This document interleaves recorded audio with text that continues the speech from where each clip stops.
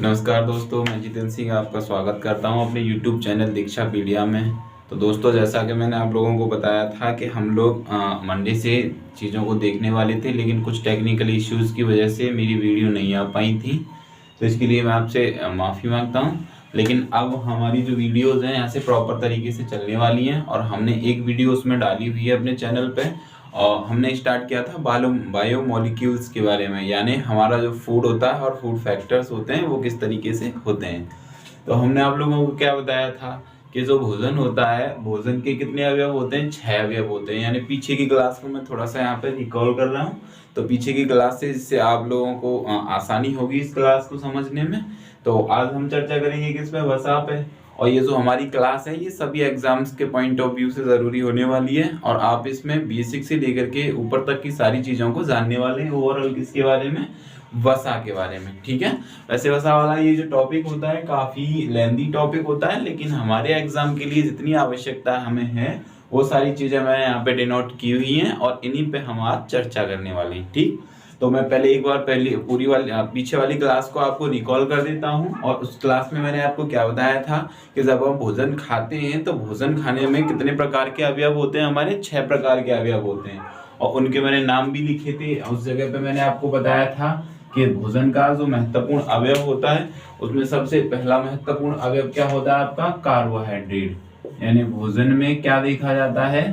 Carbohydrate. ठीक है। क्या होता है भाई? कार्बोहाइड्रेट।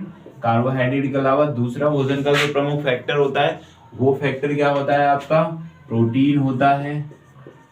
प्रोटीन के अलावा क्या होता है? वसा होता है। ठीक। वसा के अलावा क्या होता है? विटामिन होती हैं।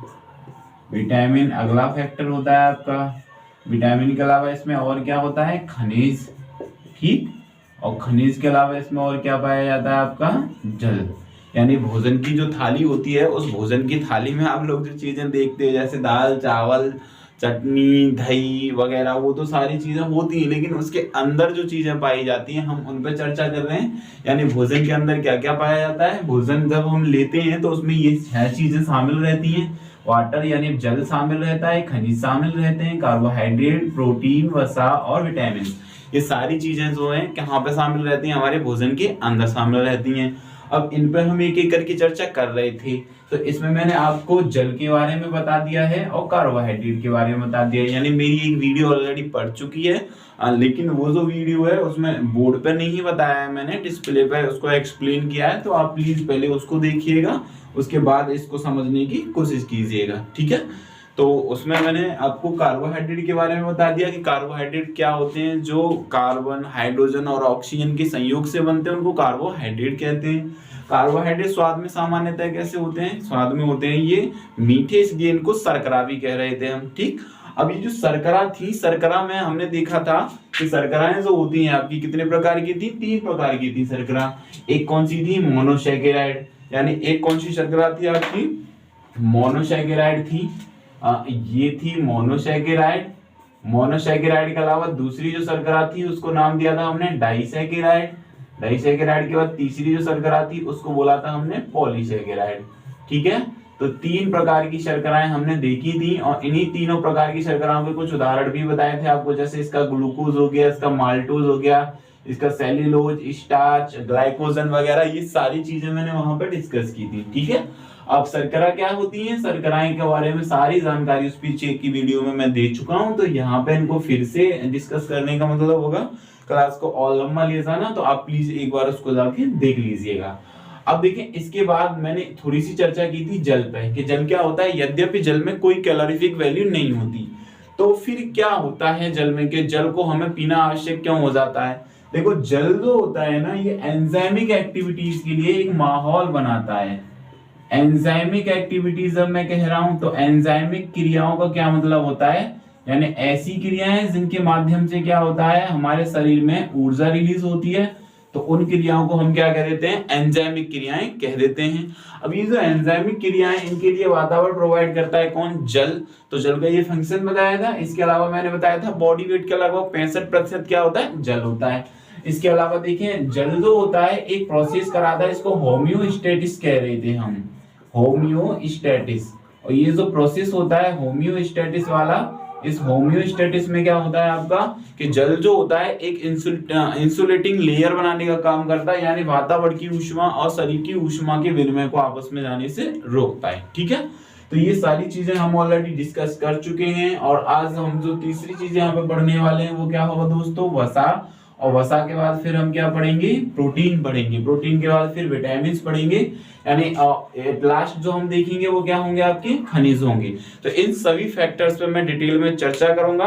अगर आप लोगों को कहीं पे भी किसी भी प्रकार की कोई परेशानी इस यहाँ पे फील हो रही है तो आप मुझको लिख सकते हैं कि सर यहाँ पे हमें परेशानी का सामना करना पड़ रहा है। तो चलिए आज बढ़ते हैं हम अपने टॉपिक की तरफ। और जो आज का हमारा टॉपिक होने वाला है वो क्या होने वाला है, लिपिड्स यानी वसा।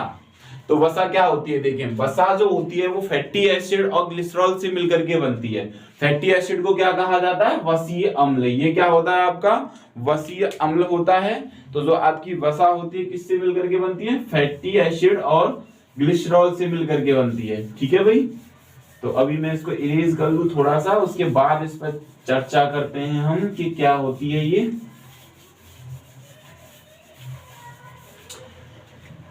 तो देखिए क्या होती है वसा। अभी देख रहे हैं हम कि वसा दो चीजों से मिलकर के बनती है। एक क्या होता है इसमें फैटी एसिड, यानी इसको क्या कहा जाता है, वसीय अम्ल। ठीक है, ये होता है आपका वसीय अम्ल। और दूसरा क्या होता है यहाँ पे, ग्लिसरॉल होता है। क्या होता है, ग्लिसरॉल। यानी ये दो चीजें जहां पे आकर के आपकी मिल जाती हैं उससे निर्माण हो जाता है किसका, वसा का। और अगर हम नॉर्मल भाषा में बात कर लें तो नॉर्मल भाषा में वसा किसको कहते हैं हम, चिकनाहट को। यानी चिकनाई जो होती है, यानी चिकनी जो चीजें होती हैं, जैसे तेल टाइप की जो चीजें होती हैं, उन सभी चीजों को हम क्या कह देते हैं, वसा या लिपिड्स कह देते हैं। ठीक है, और अगर साइंस की भाषा में बात करें, आपसे पूछा जाए कि वसा का प्रारंभिक यूनिट क्या होता है या प्रारंभिक इकाई क्या होती है जिससे मिलकर के वसा का निर्माण होता है, तो आप क्या टिक करने वाले वहां पे, वसीय अम्ल। और दूसरा क्या होता है, ग्लिसरॉल होता है। ठीक है, तो वसा का निर्माण किससे होता है आपका, वसा का निर्माण होता है फैटी एसिड और ग्लिसरॉल से। ठीक है, अब देखो ये जो वसा होती है ना, इसमें कार्बन का जो लेवल होता है वो काफी हाई होता है। यानी यहाँ पर हम जो कार्बन देखते हैं इसमें, ये कार्बन का लेवल क्या होता है, ज्यादा। हाइड्रोजन का लेवल भी क्या होता है, काफी ज्यादा। यानी वसा के अंदर कार्बन की मात्रा ज्यादा पाई जाती है, हाइड्रोजन की मात्रा ज्यादा पाई जाती है, लेकिन ऑक्सीजन की मात्रा क्या होती है यहाँ पे, कम पाई जाती है। अब देखो जब ऑक्सीजन की मात्रा कम पाई जाती है तो जल ना इसको अपनी ओर अट्रैक्ट नहीं करेगा। क्यों नहीं करेगा, क्योंकि एक बल होता है फिजिक्स में जिसको ससंजक बल कहते हैं, जो समान प्रकार के अणुओं में देखने को हमें दिखता है। तो जल इसको अपनी तरफ अट्रैक्ट नहीं करता है, इसलिए वसाएं जो होती हैं क्या होती हैं आपकी, जल में अघुलनशील होती हैं। यानी कैसी होती हैं वसाएं, जल में अघुलनशील। यानी वसा क्या होती हैं आपकी, जल में नहीं घुल पाती हैं। तो ये किस वजह से हो रहा है, बिकॉज इसमें ऑक्सीजन का लेवल कम है। इसके अलावा देखो यहाँ पे अगर ऑक्सीजन कम है तो वातावरण की ऑक्सीजन को गेन करने की कैपेसिटी इनके अंदर ज्यादा होती है। अगर ये वातावरण की ऑक्सीजन को ज्यादा गेन करेंगी यानी ज्यादा प्राप्त करेंगी तो इनके ऑक्सीडेशन की जो प्रोसेस है यानी ऑक्सीकरण की क्रिया क्या होगी, ज्यादा होगी। और जहां ऑक्सीकरण होता है यानी श्वसन में हम क्या करते हैं, श्वसन में हम सांस लेते हैं, सांस के द्वारा क्या करेंगे, ऑक्सीजन इनहेल करेंगे बॉडी के अंदर। ऑक्सीजन इनहेल करेंगे, ऑक्सीजन कहां पहुंचती है, टिश्यू से होकर के सेल में। और माइटोकॉन्ड्रिया के अंदर क्या होता है, एक प्रक्रिया होती है यानी ग्लूकोज मॉलिक्यूल टूटता है और ऊर्जा बनती है। तो वहां जो प्रक्रिया हो रही होती है उसको हम क्या कहते हैं, ऑक्सीकरण कहते हैं। तो ऑक्सीकरण की क्रिया जो होती है वसाओं में ज्यादा होती है, इसलिए जहां ऑक्सीजन ज्यादा प्राप्त हो रही है, जहां ऑक्सीडेशन ज्यादा हो रहा है, वहां पे ऊर्जा भी क्या होगा, ज्यादा बनेगी। यही वजह होती है कि वसा का जो कैलोरीफिक मान होता है वो सबसे ज्यादा होता है। देखो यहाँ ये लिखा हुआ है कि वसा का कैलोरीफिक मान कितना होता है, 9 कैलोरी प्रति ग्राम। यानी 1 ग्राम अगर हम वसा को ले लेते हैं तो हमें कितने कैलोरी ऊर्जा प्राप्त होती है, 9। जबकि अगर हम और चीजों पर बात कर लेते हैं, देखो शर्करा का 4.2 कैलोरी होता है, वहीं अगर हम प्रोटीन की बात करें तो 5.6 कैलोरी होता है। ऐसा क्यों हो रहा है, क्योंकि वसा के अंदर ऑक्सीजन का लेवल कम होने की वजह से ऑक्सीकरण ज्यादा हो रहा है। ऑक्सीकरण ज्यादा होगा तो ऊर्जा की प्राप्ति भी क्या होगी, ज्यादा होगी। ठीक है, अब देखो ये वसाओं के प्रकार पे हम बात करने वाले हैं, यानी वसा दो प्रकार की होती है, और ये जो हम कैटेगराइजेशन देख रहे हैं ये किसके अकॉर्डिंग देख रहे हैं, श्रृंखला की लंबाई के आधार पर। यानी श्रृंखला की लंबाई के आधार पर वसा कितने प्रकार की होती है, दो प्रकार की। एक होगी आपकी साधारण वसा और एक होती है जटिल वसा। तो साधारण वसा में जब हम बात करते हैं तो इसमें घी आता है, वनस्पति तेल आता है, एक्सेट्रा। इसी तरीके की जो चीजें होंगी वो किसमें शामिल होंगी, आपकी साधारण वसा में शामिल होंगी। और जब हम जटिल वसा पे बात करते हैं तो इसमें मोम आएगा, ये मोम है, ये फॉस्फोलिपिड्स हैं, ये ग्लाइकोलिपिड्स हैं। तो इस तरीके की जो चीजें होती हैं ये किस प्रकार की वसा में आती हैं, ये जटिल वसा में आती हैं। ठीक है, तो आप लोगों से अगर ये पूछा जाए कि निम्न में से कौन सा साधारण वसा का उदाहरण है या जटिल वसा का उदाहरण है, तो आप इस तरीके से करेंगे कि साधारण वसा का उदाहरण क्या है, घी। जटिल वसा का उदाहरण क्या है, वनस्पति तेल। ठीक है, तो ये साधारण वसा के उदाहरण। वहीं जटिल वसाओं पे हम बात करें तो मोम, फॉस्फोलिपिड्स, ग्लाइकोलिपिड्स, ये सब के सब किस प्रकार की वसाओं के उदाहरण हैं, जटिल वसाओं के उदाहरण हैं। ठीक है, अब हम देखते हैं, देखो एक अन्य डिवीजन के आधार पर वसा दो प्रकार की होती हैं। एक होती है आपकी कैसी वसा, संतृप्त वसा, जिनको सैचुरेटेड फैट बोलते हैं। एक होती है असंतृप्त वसा, जिनको अनसैचुरेटेड फैट कहते हैं। यानी एक अन्य आधार पर अगर हम देखते हैं तो वसा कितने प्रकार की हैं, दो प्रकार की, एक संतृप्त वसा और एक असंतृप्त वसा। ठीक है भाई, अब देखो ये जो इनकी डेफिनेशन आइडेंटिफाई की गई है वसाओं की, ये किसके अकॉर्डिंग की गई है, ये रूम टेम्परेचर यानी कमरे के ताप के आधार पे की गई है। और कमरे का ताप कितना हो सकता है, ये 16 डिग्री सेल्सियस से 25 डिग्री सेल्सियस के बीच कुछ भी हो सकता है। तो ऐसी वसाएं जो रूम टेम्परेचर पे कैसी अवस्था में पाई जाती हैं, ठोस अवस्था में, तो उन वसाओं को हम क्या कह देते हैं, संतृप्त वसा कह देते हैं। ठीक है, इसके अलावा ऐसी वसाएं जो रूम टेम्परेचर पे क्या होती हैं, द्रव अवस्था में पाई जाती हैं, तो उन वसाओं को हम क्या कह देते हैं, असंतृप्त वसा कह देते हैं। अब देखो यहाँ पे ठोस जो वसाओं के उदाहरण है, इसमें घी है, डालडा है, नारियल का तेल है, ताड़ का तेल है। इस तरीके की जो वसाएं होती हैं सैचुरेटेड फैट यानी संतृप्त वसाओं की कैटेगरी में रखी जाती हैं। इसके अलावा हम बात कर लें द्रव अवस्था वाले की यानी असंतृप्त वसाओं की, तो उसमें तोरिया है, मूंगफली है, अलसी है, जैतून है, कुसुम है, सोया है, सरसों है, तिल है और सूरजमुखी है।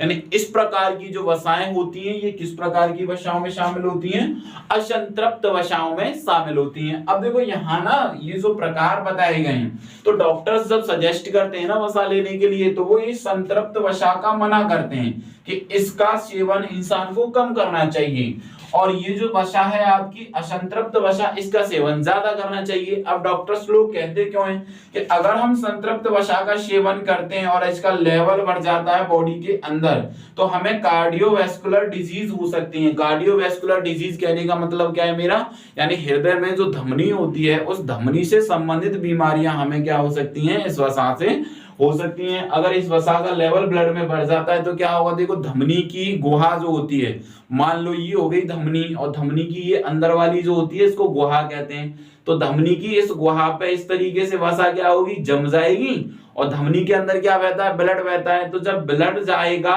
तो ये जो गुहा है सक्रिय हो जाएगी। अब सक्रिय हो जाएगी तो इसका क्या है कि जितना ब्लड ऑक्सीजन को फ्लो करके ले जा रहा था उतना अब नहीं ले जा पाएगा। तो इससे क्या होगा कि ऑक्सीजन पर्याप्त मात्रा में हार्ट तक नहीं पहुंच पाएगी, यानी दिल तक ऑक्सीजन नहीं आएगी, और अगर दिल तक ऑक्सीजन नहीं आई तो दिल से संबंधित और भी अन्य परेशानियां यहाँ पे क्या हो सकती हैं, जन्म ले सकती हैं। तो एक डिजीज होती है एथेरोस्क्लेरोसिस, फिर से बोल रहा हूं मैं, एथेरोस्क्लेरोसिस। तो ये एथेरोस्क्लेरोसिस नाम की जो बीमारी होती है, इसमें क्या होता है कि यही परेशानी, यानी ये कोलेस्ट्रॉल, इसको कोलेस्ट्रॉल भी बोल दिया जाता है कि कोलेस्ट्रॉल का लेवल क्या होता है, अप कर जाता है, बढ़ जाता है। कोलेस्ट्रॉल का लेवल बढ़ेगा तो क्या होगा, पर्याप्त ऑक्सीजन पहुंच नहीं पाएगी, हार्ट के पास यहाँ पे हल्का हल्का सा दर्द फील होता है।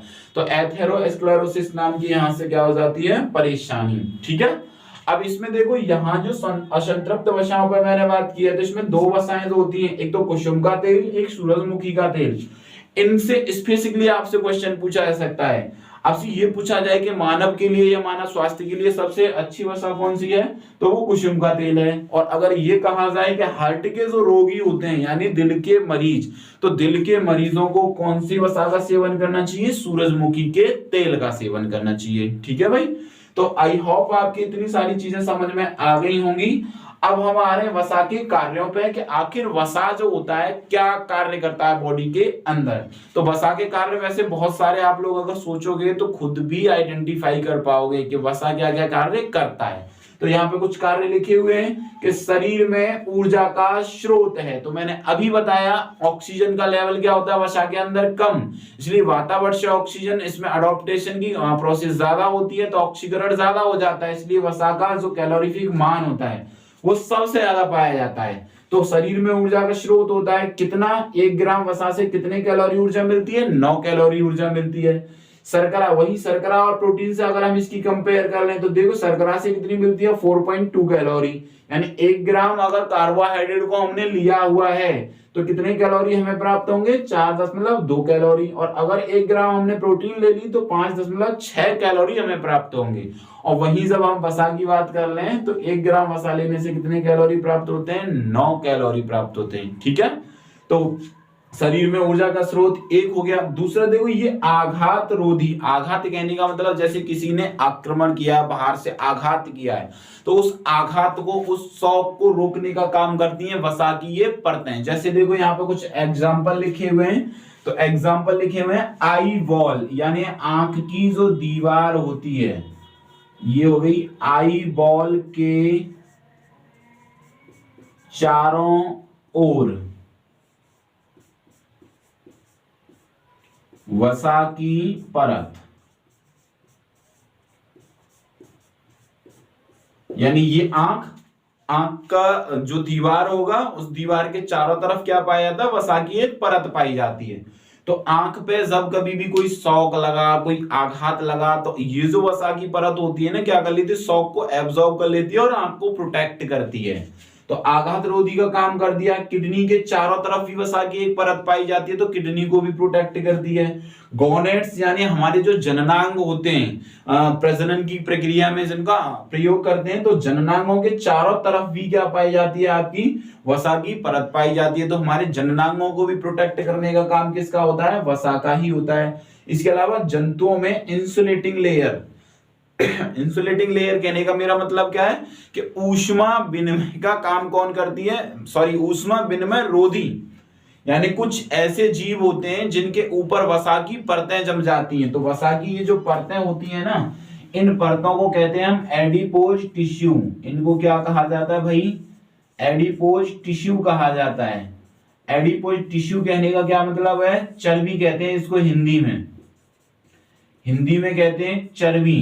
तो ये जो चर्बी होती है ना, जिन पे ज्यादा चर्बी पाई जाती है उन लोगों में क्या होता है कि ये जो शरीर की ऊष्मा होती है उसको न तो वातावरण में जाने देती है और न वातावरण की ऊष्मा को शरीर के अंदर आने देती है। तो ऐसा भी काम करती है कौन, वसा की ये परत। इसका सबसे बेहतरीन उदाहरण है ध्रुवीय भालू। देखो ध्रुवीय भालू क्या करता है, क्योंकि ध्रुवों पे हर समय बर्फ जमी हुई रहती है। अब ध्रुवों पे बर्फ जमी हुई रहती है तो ध्रुवीय भालू गर्मी के समय पे क्या करेगा, बहुत सारी जगहों से खाने को खा करके अपने ऊपर वसा की मोटी सी परत जमा कर लेगा। अब जब वहां पे जब तक ठंड का मौसम रहेगा, शीत का मौसम रहेगा, तो शीत के मौसम में उसी एडिपोज टिश्यू यानी चर्बी को खा करके ध्रुवीय भालू क्या करता है, अपना गुजारा कर लेता है। इसके अलावा ठंडे प्रदेशों में जो जीव पाए जाते हैं ना, उनके ऊपर भी वसा की काफी मोटी परत होती है। जैसे याक होता है, याक के ऊपर काफी मोटी परत होती है वसा की। तो इसी वसा की परत से ये जीव क्या कर पाते हैं, सरवाइव कर पाते हैं। इसके अलावा इसका एक और फंक्शन है, सेल सिग्नलिंग और सेल ट्रांसड्यूशन में मदद करती है। यानी एक कोशिका से दूसरी कोशिका तक अगर सिग्नल को भेजना है तो उस सिग्नल को पास आउट करने में, आगे भेजने में जिसका रोल होता है वो किसका होता है, वो वसा का ही रोल होता है। तो इतनी सारी चीजें वसा के बारे में लगभग मैंने बताई हैं यहाँ पे। अब देखो एक बार इसको फिर से मैं रिकॉल करा देता हूँ। लिपिड्स यानी फैट, इसको क्या बोलते हैं, वसा कहते हैं। इसका निर्माण किससे होता है, वसीय अम्ल और ग्लिसरॉल से होता है। और ये जो वसीय अम्ल या वसा होता है, इसमें कार्बन का लेवल, हाइड्रोजन का लेवल ज्यादा होता है और ऑक्सीजन का लेवल कम होता है। इस कारण ये जल में अघुलनशील होती है। वहीं ऑक्सीजन लेवल कम होने के कारण ऑक्सीडेशन इसका ज्यादा होता है। अब ये सोच रहे होंगे कि ऑक्सीजन का कम है लेवल, फिर भी ऑक्सीडेशन ज्यादा हो रहा है, ऑक्सीकरण ज्यादा हो रहा है। तो देखो यहाँ पर ऑक्सीजन खुद के पास कम है लेकिन वातावरण के पास कम नहीं है, वातावरण इसको ज्यादा देगा, इस वजह से ऑक्सीडेशन यहाँ पे ज्यादा होगा। तो ऑक्सीडेशन ज्यादा होता है, इस वजह से ऊर्जा भी क्या होती है इसकी सबसे ज्यादा रिलीज करती है। और कितनी ऊर्जा रिलीज करती है 1 ग्राम फैट? 9 कैलोरी रिलीज करती है। ठीक है, अब इसके बाद हमने इसके प्रकारों पे बात की, एक साधारण वसा, एक जटिल वसा। साधारण वसा के उदाहरण घी, वनस्पति तेल। जटिल वसा के उदाहरण मोम, फॉस्फोलिपिड, ग्लाइकोलिपिड्स होते हैं। इसके अलावा रूम टेम्परेचर के अकॉर्डिंग देखें तो हम संतृप्त वसा और असंतृप्त वसा, दो कैटेगरी होती है वसा की। संतृप्त वसा जो होती है ये ठोस अवस्था में क्या होता है, रूम टेम्परेचर पे अगर ये ठोस अवस्था में है तो इसको सैचुरेटेड फैट यानी संतृप्त वसा हम कह देंगे। और इसके उदाहरण क्या है, घी, डालडा, नारियल का तेल, ताड़ का तेल, ये सब के सब जो होते हैं किसके उदाहरण होते हैं, सैचुरेटेड फैट की। लेकिन सैचुरेटेड फैट स्वास्थ्य की दृष्टिकोण से अच्छा नहीं माना जाता। क्यों? क्योंकि अगर इसका लेवल बॉडी में बढ़ जाता है तो कार्डियोवैस्कुलर डिजीज हो सकती है, यानी हृदय संबंधी रोग काफी ज्यादा हो सकते हैं। ठीक है, अब इसके भी उदाहरण है कुछ, तोरिया, मूंगफली, अलसी, जैतून। आप इसको देख लीजिएगा, यहाँ से राइट डाउन कर लो।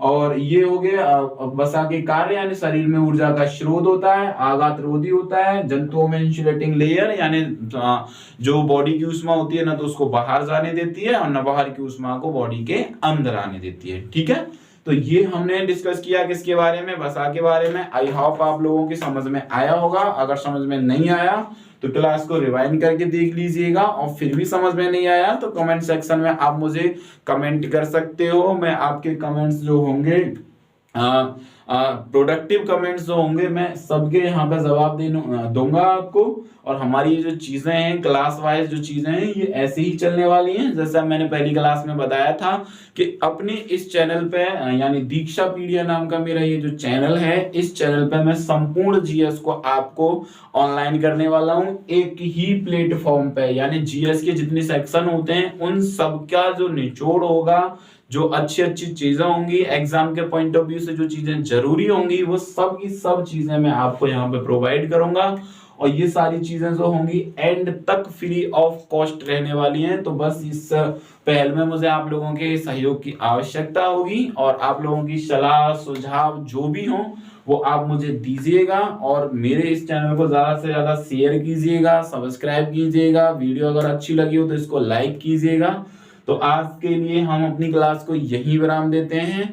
पढ़ते रहिए, खेलते रहिए, हंसते रहिए, मुस्कुराते रहिए और चलते रहिए जमाने के साथ, कदम से कदम मिला के। नेगेटिविटी से दूर पॉजिटिविटी अपने अंदर भरते हुए आगे बढ़ते रहिए पॉजिटिव थिंकिंग के साथ। तो हम मिलेंगे आपसे अब अगली वीडियो में। आज के लिए इतना ही, ठीक है।